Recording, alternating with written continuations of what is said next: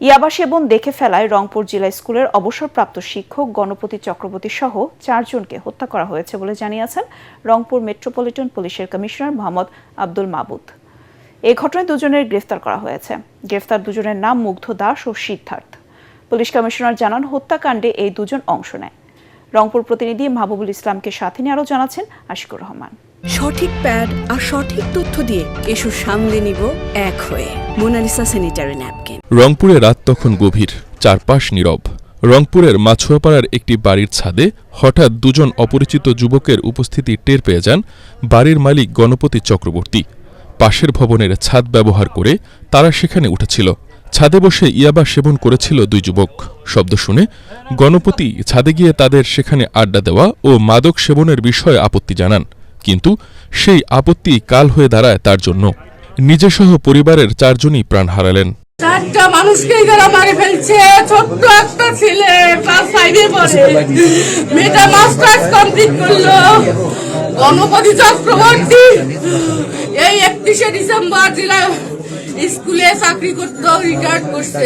আর আমার বড় বোন প্রীতিলতা চক্রবর্তী 4 জনকে নির্মমভাবে হত্যা করছে। আমরা সুষ্ঠু বিচার চাচ্ছি। এক সংবাদ সম্মেলনে Rangpur metropolitan police commissioner Abdul মাবুদ জানান, একই পরিবারের 4 জন খুনের ঘটনায় গ্রেফতার 2 জনের নাম মুগ্ধ দাস ও সিদ্ধার্থ দাস। নিজেদের পরিচয় প্রকাশ হয়ে যাওয়ার আশঙ্কায় মুহূর্তেই গণপতিকে হত্যার সিদ্ধান্ত নেয় 2 জন। তার কাঁধে থাকা গামছা দিয়েই শ্বাসরোধ করে হত্যা করা হয় তাকে।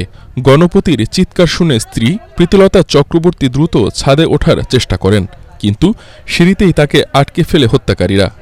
গলায় গামছা পেঁচিয়ে তাকেও হত্যা করা হয়। বৃহস্পতিবার দিবাগত রাত্রে অর্থাৎ শুক্রবার ভোর রাত থেকে শুরু হয়ে এই ঘটনাটা তারা সারাদিন ঘটায়। তারপরে তারা যাওয়ার সময় এই যে আমরা কিছু স্বর্ণ অলংকার ওদের দেখানো মতো উদ্ধার করেছি, এগুলো তারা নিয়ে যায়। নিয়ে ওরা মন্দিরের পিছনে একটা পরিত্যক্ত বাড়ির পরিত্যক্ত জায়গায় সেখানে রেখে দেয়। তাদের দেখানো মতে আজকে এই আলামতগুলা জব্দ করা হয়। মা বাবার চিৎকার ও অস্বাভাবিক শব্দ শুনে এগিয়ে আসেন তাদের মেয়ে প্রার্থী চক্রবর্তী। একে একে তাকেও হত্যা করা হয়। এরপর হত্যাকারীরা নেমে যায় নিচ তলায়। সেখানে তখন ঘুমিয়েছিল পরিবারের 12 বছর বয়সী শিশু প্রিয়ম।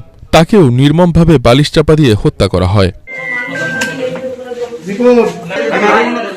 হত্যাকাণ্ডের পর ঘটনাটিকে ডাকাতির রূপ দিতে ঘরের বিভিন্ন জিনিসপত্র ইচ্ছাকৃতভাবে এলোমেলো করে রাখা হয়। এরপর অপেক্ষা করতে থাকে কখন রাস্তাঘাট ফাঁকা হবে। জুমার নামাজের সময় রাস্তাঘাট ফাঁকা হয়ে গেলে সেই সুযোগ নেয় 2 জন। পাশের ভবনের ছাদ ব্যবহার করে বাড়ি থেকে বেরিয়ে যায় তারা। তবে শেষ পর্যন্ত পুলিশের তদন্তে ধরা পড়ে 2 খুনি। এ ঘটনায় কোতোয়ালি থানায় হত্যা মামলা হয়েছে। প্রকৃত অপরাধীদের দ্রুত বিচারের আওতায় আনার চেষ্টা চলছে বলে জানিয়েছে police. Bureau report, ATN Bangla.